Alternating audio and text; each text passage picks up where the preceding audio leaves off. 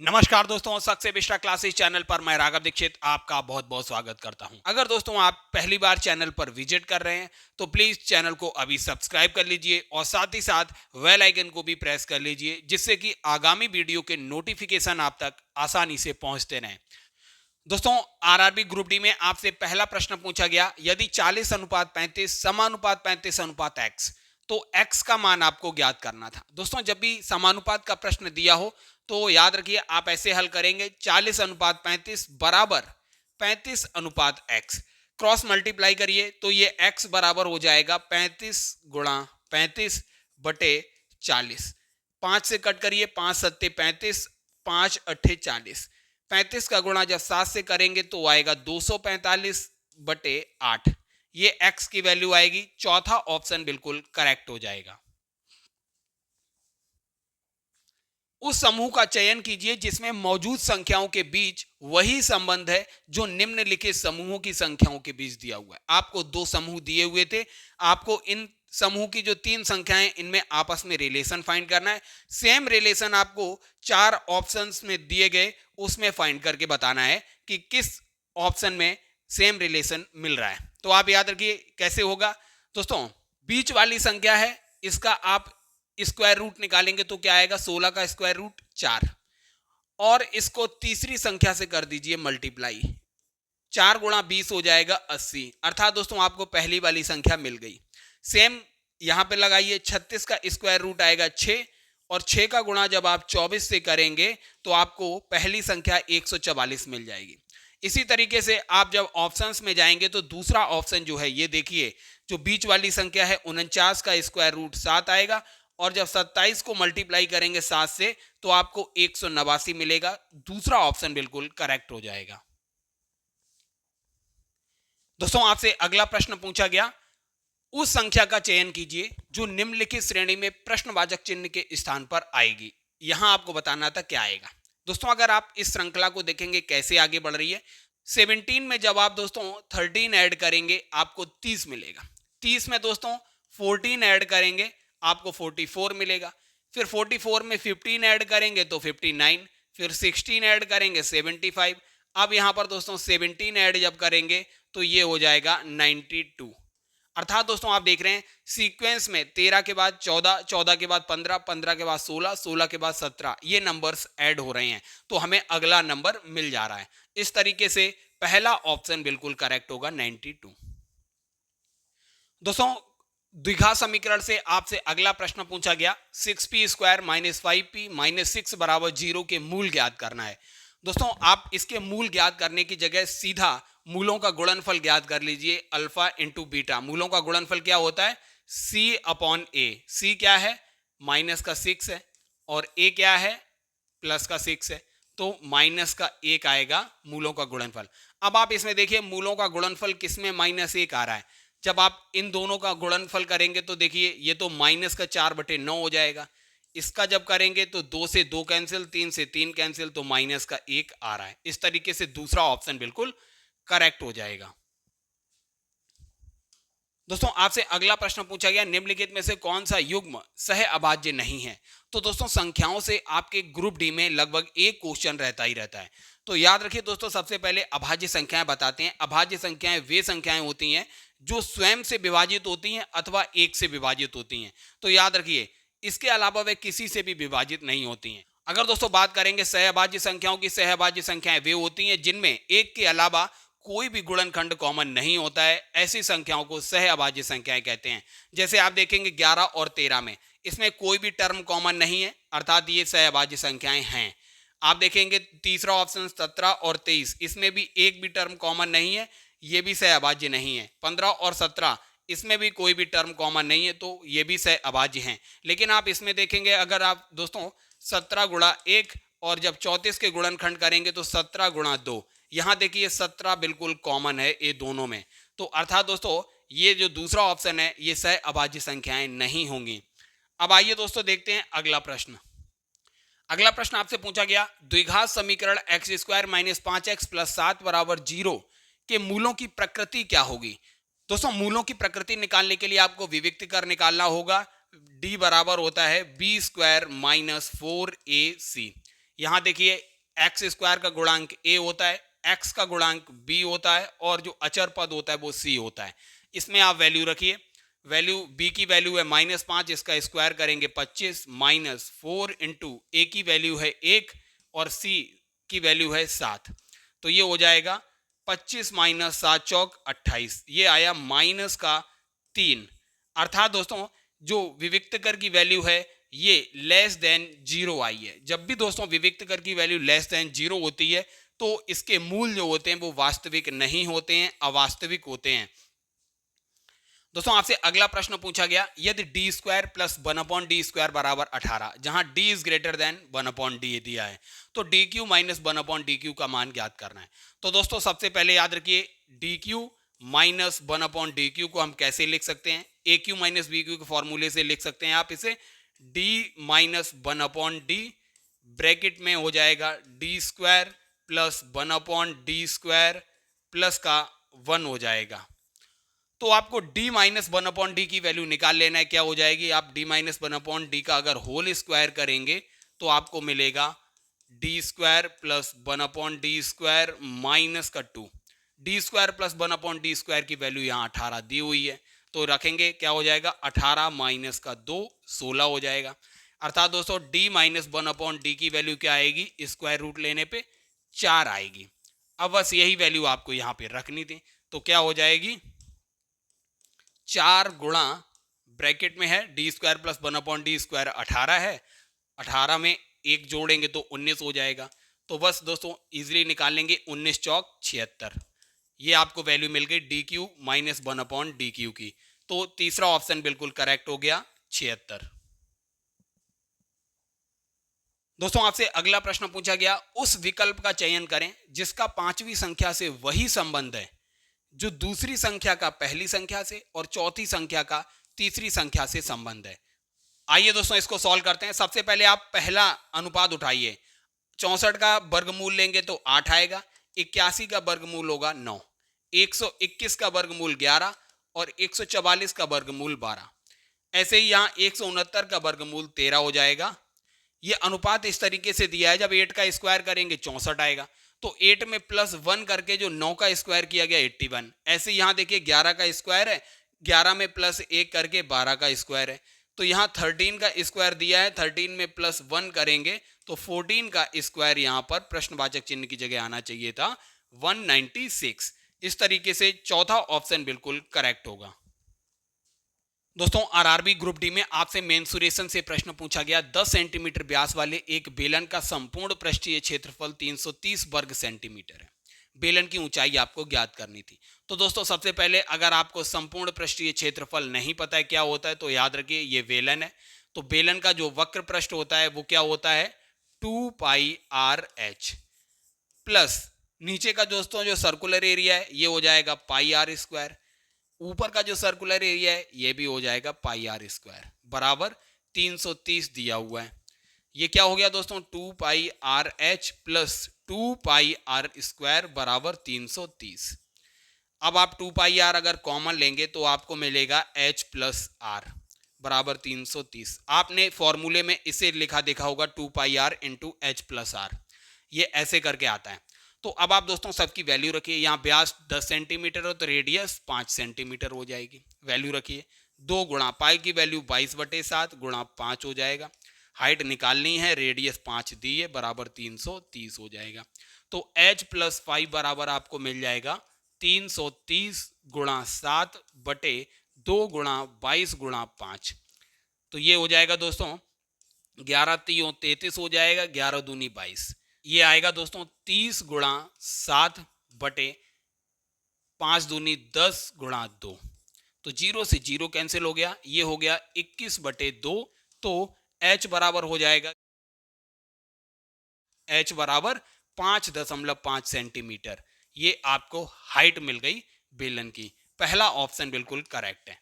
आप दोस्तों ये टर्म को स्किप कर सकते हैं अगर आपको ये फॉर्मूला लिखा है। हमने आपको ये बताया है कि किस तरीके से फॉर्मूला निकलता है। अगर आप भूल भी जाते हैं एग्जाम में तो आप इस तरीके से संपूर्ण पृष्ठीय क्षेत्रफल निकाल सकते हैं।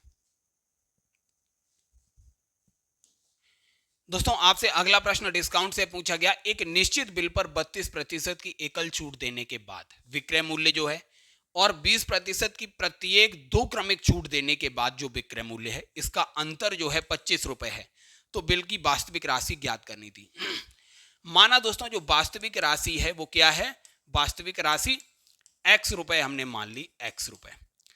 तो सबसे पहले कंडीशन में दिया हुआ है 32% की एकल छूट दी गई। तो वास्तविक राशि पर 32% की छूट देने का मतलब दोस्तों कितने प्रतिशत राशि ली गई, 100 माइनस 32, बिल्कुल x हो जाएगा 68% राशि ले ली गई। अब दूसरी कंडीशन दी है 20% प्रत्येक की क्रमिक छूट देने के बाद। जब क्रमिक छूट दी जाती है तो इक्विवेलेंट छूट निकालने के लिए क्या करते हैं दोस्तों, इक्विवेलेंट डिस्काउंट के लिए 20 प्लस 20 माइनस 20 गुणा 20/100, तो ये निकल के आएगा 36%। अब दोस्तों ये 32% छूट के बाद जो मूल्य है और 36% छूट के बाद जो मूल्य है, इसका अंतर आपको दिया है 25 रुपए। तो क्या हो जाएगा, 36% छूट देने का मतलब 100 माइनस 36, तो वास्तविक मूल्य का 64% लिया गया है, माइनस x गुणा 64/100, इसका अंतर आपको 25 रुपए दिया गया है। इसे हल करेंगे तो एलसीएम आएगा 100, 68x माइनस 64x हो जाएगा 4x बराबर 25। तो x की वैल्यू यहां से आपको मिलेगी 25 गुणा 100/4। 4 से दोस्तों ये 100 25 बार जाएगा, 25 गुणा 25 625 रुपए हो जाएगा x की वैल्यू, जिसे हमने माना था वास्तविक राशि। तो दूसरा ऑप्शन बिल्कुल करेक्ट है। दोस्तों अगला प्रश्न एवरेज से पूछा गया, किसी समूह में पुरुष, महिलाएं और बच्चे शामिल हैं। उनमें 40% पुरुष हैं, 35% महिलाएं हैं और शेष बच्चे हैं। उनके औसत वजन क्रमशः 70 केजी, 60 केजी और 30 केजी हैं। तो आपको समूह का औसत निकालना था। तो दोस्तों समूह का औसत क्या हो जाएगा, समूह का औसत बराबर हो जाएगा, सबसे पहले कितने प्रतिशत पुरुष हैं, 40 पुरुष हैं हमने मान लिया, गुणा इनका एवरेज वेट कितना है 70 केजी, प्लस महिलाएं कितनी है 35, इनका एवरेज वेट है 60, प्लस बच्चे कितने हैं, इसके बाद जो बचे वो बच्चे हैं, अर्थात दोस्तों 25% बच्चे हैं, 25 गुणा 30 बटे टोटल कितने हैं 100।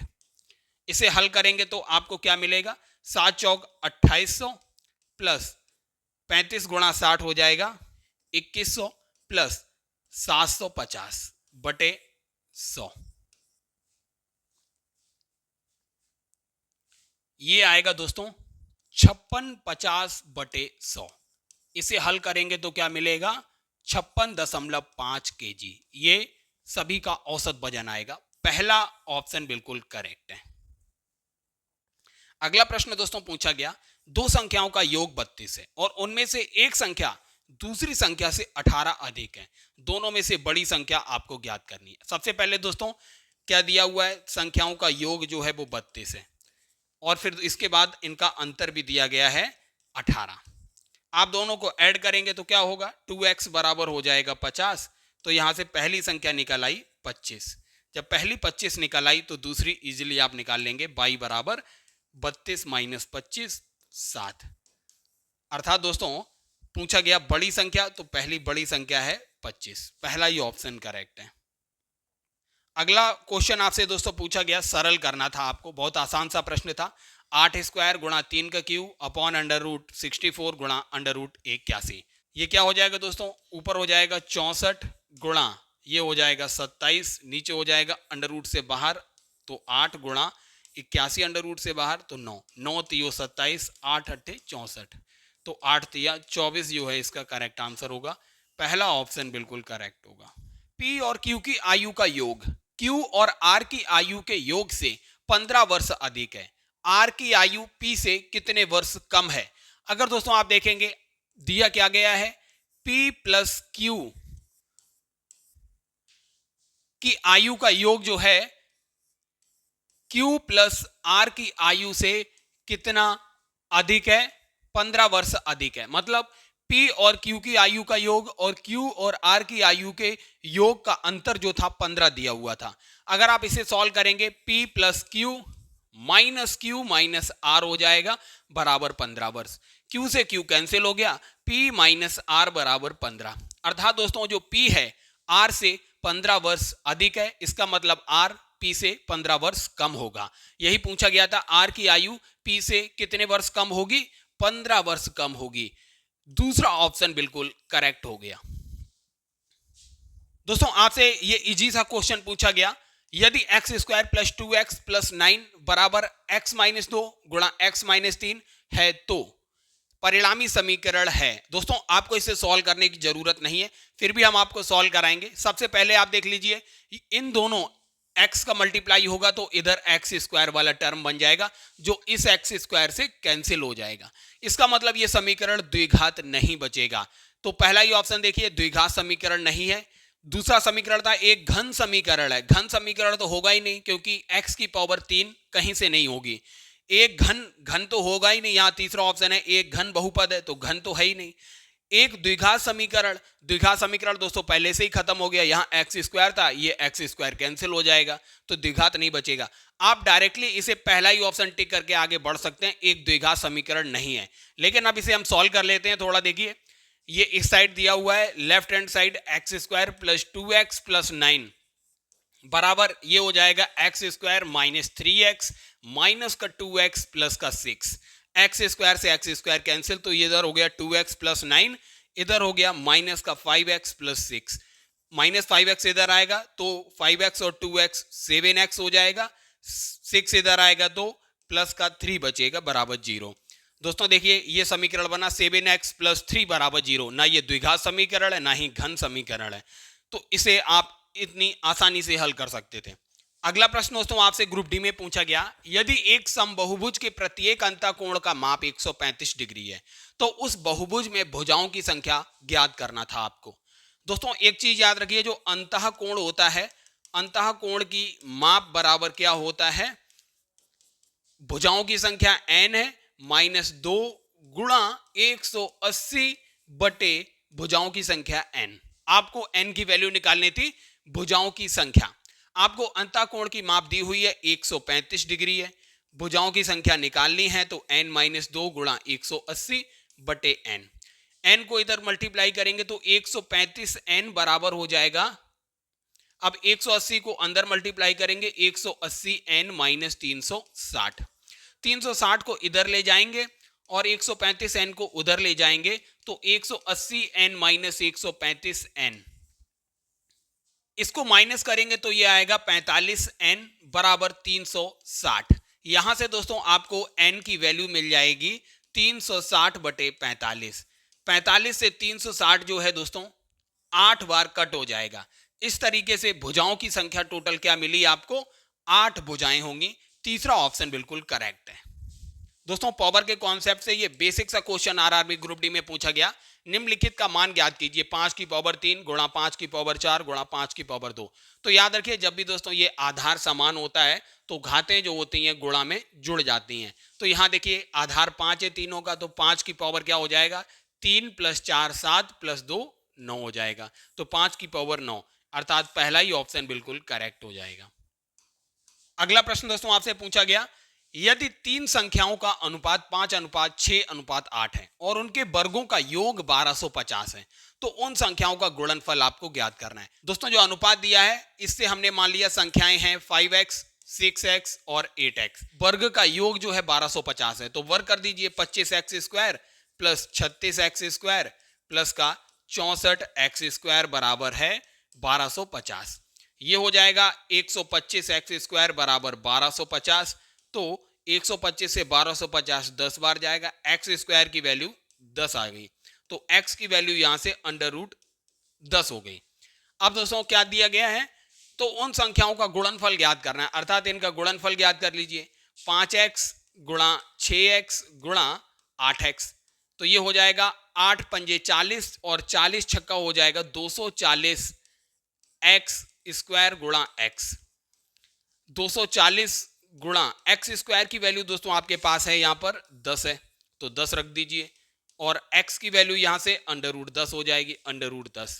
तो ये हो गया दोस्तों 2400 अंडर रूट 10। ये देखिए आपको चौथे ऑप्शन में दिया है 2400 अंडर रूट 10, चौथा ऑप्शन बिल्कुल करेक्ट है। अगला प्रश्न दोस्तों आपसे पूछा गया, किसी रियायती बिक्री में 10,490 अंकित मूल्य वाली एक साड़ी अब 9,441 में बेची जाती है, तो साड़ी पर कितने प्रतिशत की छूट होगी? तो छूट प्रतिशत दोस्तों निकालने के लिए आप याद रखिए, छूट कितनी मिल रही है दोस्तों? जो उसका अंकित मूल्य है 10,490 माइनस जितना बिक्री मूल्य है 9,441 अपॉन छूट दोस्तों हमेशा अंकित मूल्य पे दी जाती है, तो याद रखिए 10,490 जो हो जाएगा ये अंकित मूल्य है, तो नीचे अंकित मूल्य आएगा, गुणा हो जाएगा 100। इसे हल करेंगे तो आपको छूट प्रतिशत मिल जाएगा। ये हो गया दोस्तों 1049 बटे 10,490 गुणा 100। अगर दोस्तों आप देखेंगे 1049 धाम जो होता है 10,490 हो जाएगा, जीरो से जीरो कैंसिल हो गया, तो छूट प्रतिशत आपको यहां से मिल गई 10% की छूट दी गई, अर्थात दोस्तों दूसरा ऑप्शन बिल्कुल करेक्ट हो गया। अगला प्रश्न दोस्तों डिविजिबिलिटी से पूछा गया, यदि x और y संख्या 115xy के दो अंक हैं कि यह संख्या 90 से विभाज्य है, तो x प्लस y का मान ज्ञात कीजिए। दोस्तों अगर कोई संख्या 90 से विभाज्य है, इसका मतलब वह संख्या 9 से भी विभाज्य होगी। अगर दोस्तों कोई भी संख्या 9 से विभाज्य है, इसका मतलब उसके अंकों का योग भी 9 से विभाजित होगा। ये याद रखिए, विभाजिता में हम आपको बता चुके हैं। तो ये संख्या है 115xy। आप इसके अंकों को जोड़िए, 1 और 1 2, 2 और 5 7 हो जाएगा। 7 प्लस x प्लस वाई जो है ये 9 से विभाजित होना चाहिए, तब यह संख्या जो होगी 9 से विभाजित मानी जाएगी। तो आप देखिए x प्लस वाई का मान इनमें से क्या रखेंगे जो 9 से विभाजित होने वाला अंक मिल जाए। साथ में अगर दोस्तों यहां पर अगर 3 रखा जाएगा तो 10 मिलेगा जो 9 से विभाजित नहीं होता है। अगर साथ में 6 जोड़ेंगे तो आपको 13 मिलेगा, ये भी 9 से विभाजित नहीं होता है। साथ में अगर आप 5 जोड़ेंगे तो 12 मिलेगा, 9 से विभाजित नहीं होता है। लेकिन दोस्तों इसका जो चौथा ऑप्शन है, साथ में अगर आप दोस्तों 2 जोड़ेंगे तो ये 9 मिलेगा जो 9 से विभाजित होता है। इसका मतलब दोस्तों x प्लस वाई की वैल्यू 2 आएगी। चौथा ऑप्शन बिल्कुल करेक्ट हो जाएगा। दोस्तों अगला प्रश्न है आपसे, समीकरण x square minus 12x plus के बराबर 0 के मूलों में से एक मूल दिया हुआ है 3, तो दूसरा मूल ज्ञात करना है। दोस्तों सबसे पहले आप k की वैल्यू निकालिए। x की जगह 3 रखेंगे तो क्या आएगा, 3 त्रिका 9 माइनस 12 तियो 36 हो जाएगा, प्लस का k बराबर 0। माइनस का 36 प्लस का 9 जो है माइनस का 27 हो जाएगा। k की वैल्यू यहां से दोस्तों निकल के आ गई 27। अब दोस्तों मूलों का योगफल क्या होता है, माइनस b मतलब जो x का गुणांक है माइनस का 12 है, अपॉन a मतलब जो x स्क्वायर का गुणांक है 1, तो ये आएगा 12। अब एक मूल आपको दिया हुआ है 3, तो अल्फा की जगह 3 रखिए, प्लस दूसरा मूल आपको इजीली मिल जाएगा। बीटा की वैल्यू यहां से 9 निकल के आएगी। इसका मतलब दूसरा मूल जो है दोस्तों वो 9 होगा। दूसरा ऑप्शन करेक्ट है। अगला प्रश्न दोस्तों आपसे पूछा गया, यदि a और b समीकरण x square plus x minus 2 बराबर 0 के मूल हैं, तो x के पदों में वह द्विघात समीकरण ज्ञात कीजिए जिसके मूल 1/a प्लस 1/b और ab हैं। तो दोस्तों द्विघात समीकरण क्या होता है, एक्स स्क्वायर माइनस मूलों का योगफल, मूल क्या है 1/a प्लस 1/b और ab, तो इनका योगफल हो जाएगा 1/a प्लस 1/b प्लस का ab गुणा x प्लस का मूलों का गुणनफल। मूलों का गुणनफल क्या हो जाएगा, इन दोनों का गुणनफल हो जाएगा 1/a प्लस 1/b गुणा ab बराबर 0। अब दोस्तों a प्लस b की वैल्यू यहां से निकालिए। मूलों का योग क्या होता है, मूलों का योग होता है माइनस b अपॉन a, तो 1 हो जाएगा। और मूलों का गुणनफल होता है c अपॉन a, तो माइनस का 2। अब इस समीकरण में a प्लस b की जगह -1 और ab की जगह -2 रखना है। तो सबसे पहले सॉल्व करिए इस समीकरण को, एक्स स्क्वायर माइनस इनका एलसीएम लेंगे तो ए बी नीचे आएगा और ऊपर हो जाएगा a प्लस बी प्लस का ए बी गुणा एक्स प्लस ए बी का अंदर मल्टीप्लाई करेंगे तो ऊपर बचेगा b प्लस ए बराबर 0। अब वैल्यू रख दीजिए, एक्स स्क्वायर माइनस ए प्लस बी की वैल्यू है माइनस का 1 और ए बी की वैल्यू है माइनस का 2 प्लस का ए बी की वैल्यू यहां पर है माइनस का 2 गुणा एक्स प्लस ए प्लस बी की वैल्यू माइनस का 1 है बराबर 0। अब आसानी से हल कर लीजिए, एक्स स्क्वायर माइनस से माइनस कैंसिल हो गया, 1/2 माइनस का 2, ये क्या हो जाएगा दोस्तों, 2 दूनी 4 में से 1 जाएगा तो माइनस का 3/2 बचेगा, एक्स माइनस का 1 हो जाएगा बराबर 0। अब एलसीएम लेके हल कर लीजिए तो 2x स्क्वायर प्लस का 3x माइनस का 2 बराबर 0। ये द्विघात समीकरण निकल के आएगा। इसका मतलब दोस्तों दूसरा ऑप्शन बिल्कुल करेक्ट हो जाएगा। देखिए 2x² प्लस का 3x माइनस का 2 बराबर 0। इस तरीके से आप इसको आसानी से हल कर सकते हैं। ये दोस्तों हमने डिटेल में बताया। अगर आप इसे शॉर्ट मेथड से हल करना चाहेंगे तो ये इजीली शॉर्ट मेथड से भी हल हो जाएगा। अगला प्रश्न पूछा गया, उस समूह का चयन कीजिए जिसमें मौजूद संख्याओं के बीच वही संबंध है जो निम्नलिखित समूहों की संख्याओं के बीच में दिया हुआ है। मतलब जो संबंध इन दो समूहों में है वही दिए गए चार ऑप्शन में देखिए किस में दिया गया है। तो अगर दोस्तों आप देखेंगे, आप तीसरी संख्या 3 का स्क्वायर करेंगे 9 आएगा, और पहली संख्या 1 का स्क्वायर करेंगे 1 आएगा। इनका डिफरेंस जो है वो 8 आएगा, बीच वाली संख्या।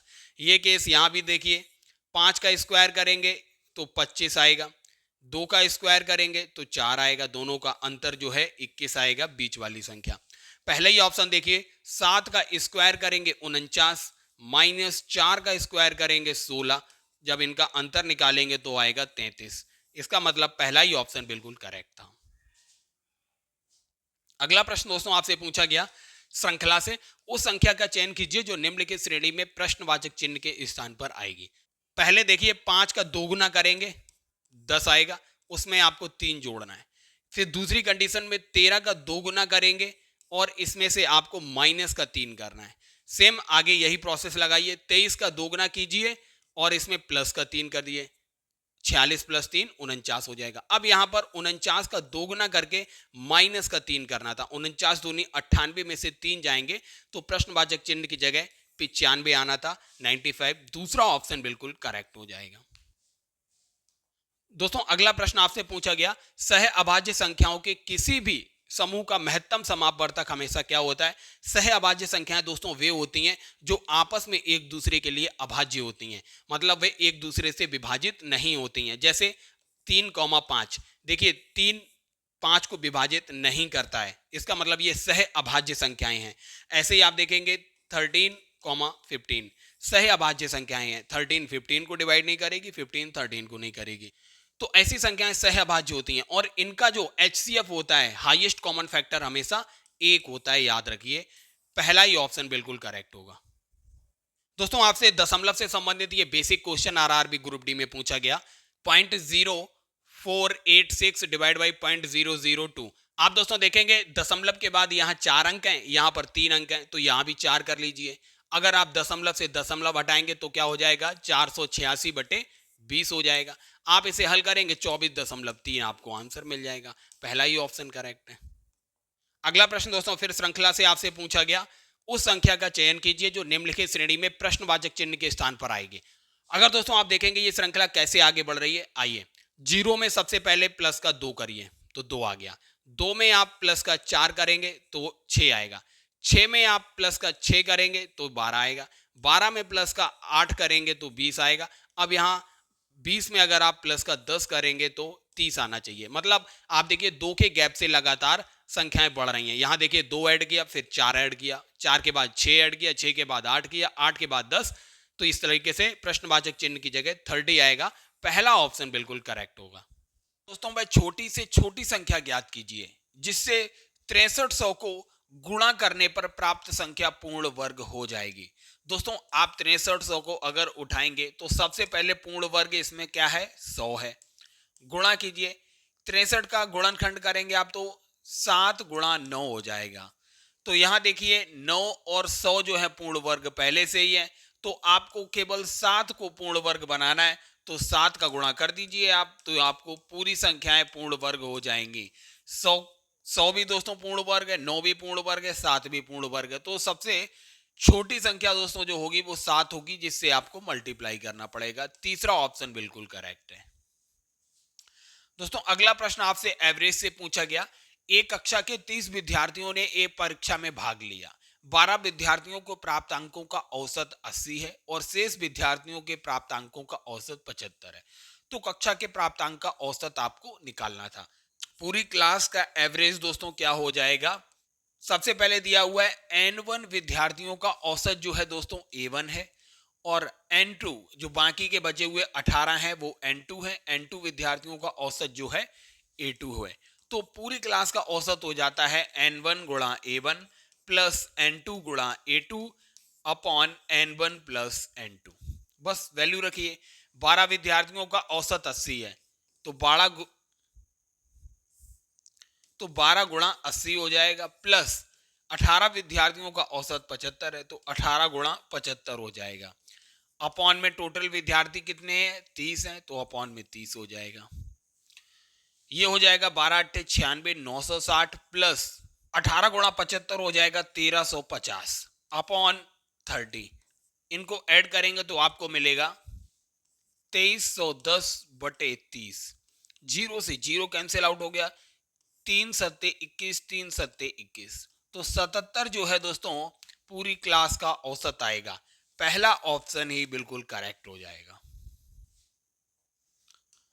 दोस्तों आपसे अगला प्रश्न पूछा गया, उस समूह का चयन कीजिए जिसमें दी गई संख्याओं के बीच वही संबंध है जो नीचे दिए गए समूहों के बीच है। जैसे दोस्तों आपको दो समूह दिए हुए थे, इसमें आपको तीनों संख्याओं के बीच रिलेशन फाइंड करना था और वही रिलेशन आपको 4 ऑप्शन दिए हैं, बताना है किसमें एप्लीकेबल होगा। अगर आप दोस्तों देखेंगे पहली संख्या 12 और अंतिम संख्या 5, इन दोनों को ऐड करेंगे 12 5 हो जाएगा 17 और इसका अगर 3 गुना करेंगे तो आएगा 51, जो बीच वाली संख्या है। अब यही यहां पर लगाइए नियम, 5 और 7 को ऐड करेंगे तो ये हो जाएगा 12 और 12 का 3 गुना करेंगे तो आपको मिलेगा 36, बीच वाली संख्या मिल गई। ऐसे ही दोस्तों आप सेम कंडीशन दोस्तों जब चारों ऑप्शन में लगाएंगे तो आपको जो तीसरा ऑप्शन है 6 और 11 को ऐड करेंगे हो जाएगा 17 और इसका 3 गुना करेंगे हो जाएगा 51, अर्थात बीच वाली संख्या मिल जाएगी। तो ऑप्शन तीसरा इसका करेक्ट ऑप्शन हो जाएगा। अगला प्रश्न आपसे दोस्तों पूछा गया, यदि x के 24% के 10% का मान 240 के बराबर है तो x का मान आपको ज्ञात करना था। आइए दोस्तों इसे हल करते हैं। x का 24% क्या हो जाएगा, x गुणा 24/100 और उसका 10% क्या हो जाएगा, गुणा 10/100 बराबर दिया हुआ है 240। इसे हल करिए, आपको x की वैल्यू मिल जाएगी। जीरो से जीरो कैंसिल आउट हो गया तो x बराबर हो जाएगा 240 गुणा 1000/24। 24 से 240 10 बार जाएगा तो इसका आंसर आएगा 10,000। इस तरीके से दोस्तों आप देखेंगे दूसरा ऑप्शन बिल्कुल करेक्ट हो जाएगा। दोस्तों अगला प्रश्न आपसे पूछा गया, यदि ब्याज वार्षिक रूप से चक्रवृद्धि होता है तो 10% वार्षिक चक्रवृद्धि ब्याज की दर पर 10,000 की राशि कितने वर्ष में बढ़कर 13,310 हो जाएगी। दोस्तों आप याद रखिए, जो चक्रवृद्धि ब्याज का फॉर्मूला होता है तो ये मिश्र धन दिया हुआ है 13,310 बराबर क्या हो जाएगा, मूलधन कितना दिया हुआ है 10,000 गुणा 1 प्लस रेट ऑफ इंटरेस्ट है 10%, 10/100 की पावर क्या हो जाएगा, टाइम। तो ये दोस्तों 10,000 जब इधर आएगा तो देखिए जीरो से जीरो कैंसिल आउट हो जाएगा, 1331/1000 बराबर क्या है, ये हो जाएगा जीरो से जीरो कैंसिल, 10 एकम 10 और 1 11, 11/10 की होल पावर n। दोस्तों ये क्या हो जाएगा, 1331/1000 को हम लिख सकते हैं 11/10 की पावर 3 बराबर 11/10 की पावर n है। अगर दोस्तों देखिए यहां पर आधार 11/10 यहां भी है, 11/10 यहां है, दोनों बराबर हैं तो इनकी घातें भी आपस में एक दूसरे के बराबर होंगी। इस तरीके से n की वैल्यू यहां पर आएगी 3।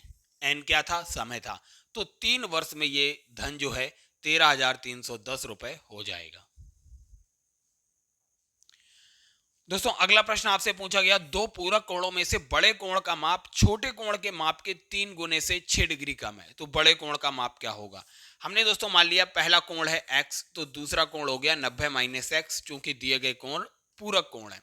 अब कंडीशन है बड़े कोण का माप छोटे कोण के माप के 3 गुने से 6 डिग्री कम है, तो छोटा कोण हमने मान लिया x है, तो छोटे कोण के 3 गुने से, अर्थात छोटा कोण अगर हम 3 गुना करेंगे और माइनस करेंगे बड़े कोण को तो इनका अंतर जो है वो 6 डिग्री आएगा, ये दिया हुआ है। तो ये हो जाएगा 3x - 90 + x बराबर 6, तो ये हो जाएगा 4x बराबर 90 + 6 96 हो जाएगा।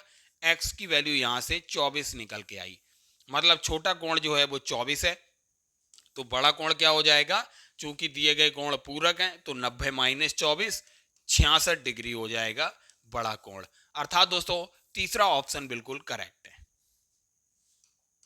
अगला प्रश्न पूछा गया दोस्तों, निम्न में से कौन सा युग्म सह अभाज्य है। दोस्तों सह अभाज्य वे संख्याएं होती हैं जिनमें एक को छोड़ के बाकी के कोई भी गुणनखंड दोस्तों कॉमन ना हो दोनों में, ऐसी संख्याएं सह अभाज्य संख्याएं कहलाती हैं। जैसे दोस्तों आप देखिए पहला ऑप्शन देखिए, 7 के गुणनखंड 7 गुणा 1 हो गए, 14 के गुणनखंड हो जाएंगे 7 गुणा 2 गुणा 1। अब देखिए यहाँ पर 1 के अलावा 7 भी कॉमन है दोनों जगह, इसलिए ये सह अभाज्य नहीं होंगे। सेम देखिए यहाँ पर अगर 12 और 18 के गुणनखंड करेंगे तो 12 के गुणनखंड आएंगे 2 गुणा 2 गुणा 3 और 18 के गुणनखंड आएंगे 2 गुणा 3 गुणा 3। 2 गुणा 3 दोस्तों दोनों जगह है, इसलिए ये भी सहअभाज्य नहीं होंगे। लेकिन आप देखेंगे 34 और 35 में कोई भी गुणनखंड कॉमन नहीं है, इसलिए तीसरा ऑप्शन बिल्कुल करेक्ट है, सहअभाज्य संख्याएं होंगी। इसमें दोस्तों 17 जो है दोनों जगह मिलेगा, इसलिए ये सहअभाज्य नहीं होंगी। दोस्तों आपसे अगला प्रश्न सांख्यिकी से पूछा गया, दिए गए आंकड़ों का बहुलक ज्ञात करना था। बहुलक दोस्तों क्या होता है, जिन आंकड़ों की संख्या सबसे ज्यादा होती है वही जो होता है दिए गए आंकड़ों का बहुलक होता है। इसमें दोस्तों अगर आप देखेंगे तो सबसे ज्यादा बार 15 आया हुआ है, 15 आया हुआ है। तो देखिए कितनी बार 15 आया हुआ है, 4 बार 15 आया हुआ है, इसलिए इस आंकड़ों के दिए गए आंकड़ों का बहुलक जो है वो 15 होगा। चौथा ऑप्शन करेक्ट है। दोस्तों अगला प्रश्न आपसे पार्टनरशिप से पूछा गया, ए और बी एक व्यवसाय में क्रमशः 42,000 और 56,000 रुपए निवेश करते हैं। वर्ष के अंत में 87,220 का लाभ कमाते हैं, तो लाभ में बी का हिस्सा क्या होगा। तो दोस्तों बी का हिस्सा लाभ में क्या होगा, इसके लिए सबसे पहले इन्वेस्टमेंट देखिए, investment of A upon investment of B कितना हो जाएगा, 42,000 बटे 56,000। अगर आप इसे हल करेंगे 3 जीरो से 3 जीरो कैंसिल, 14 3 42, 14 चौगु 56। इन्वेस्टमेंट का अनुपात था 3:4, तो इनका लाभ का जो बंटवारा होगा वो इन्वेस्टमेंट के ही अकॉर्डिंग होगा। अब क्या पूछा गया है, बी का हिस्सा क्या करना था आपको ज्ञात, तो बी का प्रॉफिट ऑफ बी क्या हो जाएगा, बी का इन्वेस्टमेंट कितना है 4 बटे टोटल इन्वेस्टमेंट कितना हो जाएगा 3 + 4 7 हो जाएगा। गुणा करिए, प्रॉफिट कितना हुआ है 87,220 रुपए, 87,220 रुपए। इसे हल करेंगे आपको आंसर मिलेगा 7 से दोस्तों ये कट हो जाएगा, 7 एकम 7, 7 दूनी 14 हो जाएगा, 7 चौक 28, 7 छक्का 42, 12,460 आएगा। इसको मल्टीप्लाई कर दीजिए 4 से, तो आपको मिलेगा 49,840 रुपए। ये जो है बी का प्रॉफिट आएगा, अर्थात चौथा ऑप्शन बिल्कुल करेक्ट हो जाएगा। दोस्तों आपसे अगला प्रश्न पूछा गया, 3x - 2y = 10 और xy = 11, तो 27x³ - 8y³ का मान ज्ञात कीजिए। तो दोस्तों 27x³ - 8y³ को आप कैसे लिख सकते हैं, 3x का होल क्यूब माइनस 2y का होल क्यूब।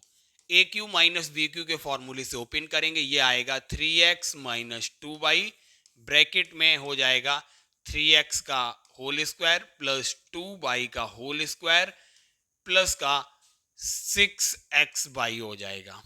आपके पास दोस्तों 3x - 2y की वैल्यू 10 है और xy की वैल्यू यहां पर 11 है। अब आपको 3x का होल स्क्वायर प्लस 2y का होल स्क्वायर की वैल्यू निकालनी है। इसके लिए दोस्तों आप इस समीकरण का दोनों तरफ स्क्वायर करेंगे तो आपको इसकी भी वैल्यू मिल जाएगी। ये हो जाएगा 3x का होल स्क्वायर प्लस 2y का होल स्क्वायर माइनस 2 गुणा 3x गुणा 2y बराबर 100। तो दोस्तों इसकी वैल्यू आपको मिल जाएगी 3x का होल स्क्वायर प्लस 2y का होल स्क्वायर की वैल्यू मिलेगी 100 प्लस 2 3 6 दूनी 12xy, तो xy की वैल्यू 11 है तो 11 रख दीजिए। ये हो जाएगा दोस्तों 232। अब दोस्तों आपके पास इसकी भी वैल्यू आ गई है और 3x - 2y की भी वैल्यू है और xy की भी वैल्यू है, इसमें रख दीजिए। 3x - 2y की वैल्यू रखिए 10 गुणा और इसकी वैल्यू आपके पास आई है 232 प्लस 6 गुणा xy की वैल्यू है 11। इसे हल करेंगे आंसर मिलेगा 10 गुणा 232 प्लस 66, ये हो जाएगा दोस्तों 10 गुणा 298, तो ये आएगा 2980। चौथा ऑप्शन दोस्तों बिल्कुल करेक्ट हो जाएगा। अगला प्रश्न दोस्तों आपसे रेशियो से पूछा गया, उस विकल्प का चयन करें जिसकी पांचवी संख्या से वही संबंध है जो दूसरी संख्या का पहली संख्या से और चौथी संख्या का तीसरी संख्या से संबंध है। अगर आप दोस्तों देखेंगे ये तीन रेशियो दिए गए हैं आपको, एक, दो और तीसरा। इस क्वेश्चन मार्क की वैल्यू बताना था। जो कंडीशन इन दो रेशियो में लगेगी सेम कंडीशन यहां लगाना है। अगर आप दोस्तों देखेंगे पहली संख्या है 3, अगर इसका आप 3 गुना करेंगे तो 3 त्रिका 9 और उसमें 3 जोड़ेंगे तो आपको 12 मिल जाएगा। ऐसे ही दोस्तों 25 का 3 गुना करेंगे और 3 जोड़ेंगे, 25 3 75 और 3 78 हो जाएगा। सेम कंडीशन यहाँ लगाइए, 21 का 3 गुना करिए प्लस 3 करिए, 21 3 63 और 3 हो जाएगा 66। इस तरीके से प्रश्नवाचक चिन्ह की जगह 66 आएगा। दूसरा ऑप्शन करेक्ट है। अगला प्रश्न आपसे पूछा गया, एक आयताकार भूखंड के विकर्ण और एक भुजा के माप क्रमशः 65 मीटर और 63 मीटर है। एक आयताकार भूखंड का परिमाप आपको ज्ञात करना था। सबसे पहले दोस्तों आयताकार भूखंड हम आपको बता देते हैं, ये है। ये देखिए इसका विकर्ण आपको दिया हुआ था 65 मीटर और इसकी एक भुजा की लंबाई दी हुई थी 63 मीटर। तो दोस्तों आपको पता है ये कोण 90 डिग्री है, तो पाइथागोरस प्रमेय से आप इजीली इसकी वैल्यू निकाल सकते हैं। त्रिभुज ए डी सी, त्रिभुज ए डी सी में पाइथागोरस प्रमेय लगाएंगे तो कर्ण का स्क्वायर बराबर क्या हो जाएगा दोस्तों, बेस का स्क्वायर 63 का स्क्वायर प्लस परपेंडिकुलर एडी का स्क्वायर। तो एडी स्क्वायर बराबर आपको क्या मिलेगा दोस्तों, 65 स्क्वायर माइनस 63 का स्क्वायर। तो एडी स्क्वायर बराबर जब इसे सॉल्व करेंगे तो 256 आएगा, तो एडी बराबर हो जाएगा 16 मीटर। अर्थात दोस्तों एडी की वैल्यू जो है ये 16 मीटर आएगी। तो आयत का परिमाप क्या हो जाएगा दोस्तों, जब आप इन दोनों को ऐड करेंगे 63 प्लस 16 तो ये आएगा 79 मीटर। जब दो भुजाएं 79 मीटर हैं तो इनका दोगुना कर दीजिए तो ये आएगा 158 मीटर। अर्थात दोस्तों चारों भुजाओं की लंबाई का योग 158 मीटर है, यही परिमाप हो जाएगा। चौथा ऑप्शन बिल्कुल करेक्ट है। अगला प्रश्न आपसे पूछा गया, a प्लस बी की वैल्यू 56 दी हुई थी, a माइनस बी का होल स्क्वायर 496 था, तो a और b के गुणनफल का मान आपको ज्ञात करना था। तो दोस्तों याद रखिए a प्लस बी के होल स्क्वायर को a माइनस बी के टर्म में कैसे लिख सकते हैं, तो a प्लस बी का होल स्क्वायर बराबर हो जाएगा a माइनस बी का whole square plus 4ab। a plus B की वैल्यू 56 है, तो 56 का स्क्वायर बराबर a माइनस बी का होल स्क्वायर 496 दिया हुआ है प्लस 4 गुणा ए बी आपको निकालना था। 31 36 माइनस 496 बराबर 4 गुणा ए बी, ये आएगा 26 40 बटे 4 बराबर ए बी। तो इसे हल करेंगे आपको मिलेगा 4 छंग 24, 4 छंग 24 0। तो ए बी अर्थात ए और बी का गुणनफल आएगा 660। अर्थात दोस्तों इसका चौथा ऑप्शन बिल्कुल करेक्ट है। अगला प्रश्न आपसे पूछा गया, एक आदमी कुल 15 रुपए में 15 समान वस्तुएं खरीदता है, यदि वह प्रत्येक को 1.23 रुपए में बेचता है तो उसका प्रतिशत लाभ क्या होगा। अगर दोस्तों 15 रुपए में 15 वस्तुएं खरीदता है तो एक वस्तु की लागत मूल्य अर्थात क्रय मूल्य दोस्तों क्या हुआ, क्रय मूल्य बराबर हो गया 1 रुपया। विक्रय मूल्य क्या है एक वस्तु का, विक्रय मूल्य 1.23 रुपया। तो लाभ प्रतिशत क्या हो गया, लाभ प्रतिशत हो जाएगा 1.23 माइनस 1 बटे 1, क्रय मूल्य पे ही लाभ निकालते हैं तो ये आपका आंसर हो जाएगा। ये है 0.23 गुणा 100 बराबर 23% का लाभ हो जाएगा। इस तरीके से पहला ऑप्शन बिल्कुल करेक्ट है। अगला प्रश्न आपसे दोस्तों पूछा गया, 0.47474747 डैश डैश को तुल्य भिन्न के रूप में निरूपित करिए। दोस्तों इसका शॉर्ट मेथड भी है लेकिन हम आपको डिटेल में समझा देते हैं। x बराबर आपको दिया है 0.474747 करके दिया हुआ है। दोनों तरफ दोस्तों 100 से मल्टीप्लाई करिए, 100x बराबर 47.474747 ये रिपीट होगा। अब आप इन दोनों को माइनस करेंगे तो 100x माइनस एक्स 99x बराबर, अगर आप दोस्तों 0.47 0.47 0.47 डेड, तो ये सारे पॉइंट के बाद के टर्म 0 0 0 0 हो जाएंगे, इधर बचेगा 47। तो x की वैल्यू यहां से निकल आएगी 47/99। यही आपको भिन्न के रूप में निरूपित करना था। दूसरा ऑप्शन बिल्कुल करेक्ट है।